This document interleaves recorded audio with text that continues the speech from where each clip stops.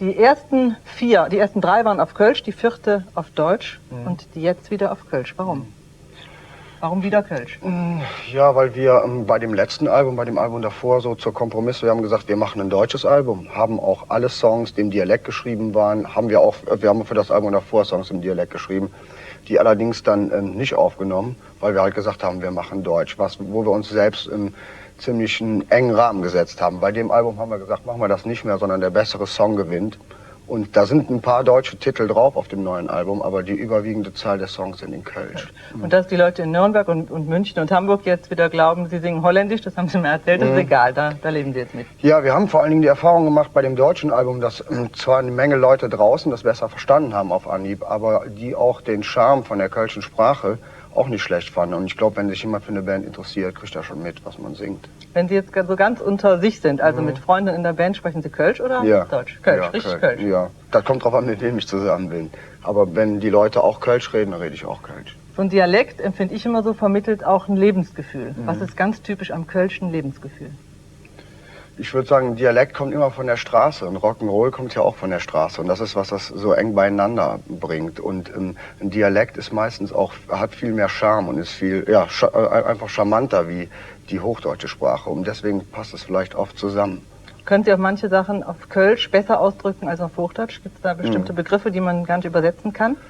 Ja, was heißt, man kann sie schon übersetzen, bloß wenn ein Kölscher das hört, dann empfindet er, glaube ich, was anderes dabei und sieht auch was anderes dabei. Ja, ich kann vor allen Dingen, wenn es persönlich wird, das besser im Dialekt ausdrücken. Gibt es ein Lieblingsstück auf der neuen CD? Also ein Lieblingsstück, es gibt eine Nummer da drauf, wo ich sagen würde, das ist einer der besten Texte, die mein Bruder geschrieben hat. Der Song heißt Hier und Überall, aber Lieblingsstücke.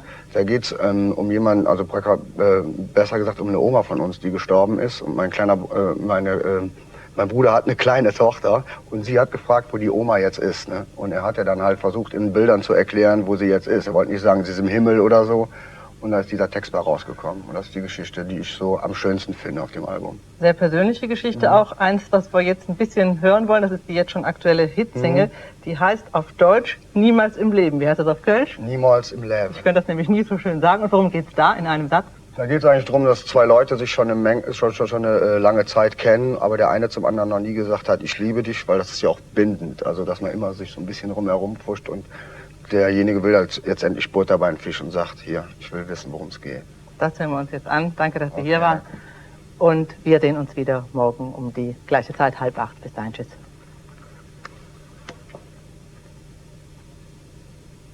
Jetzt wollen wir aber was hören.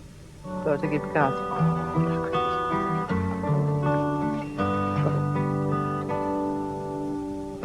Komm bloß die Kerze, ich für dich.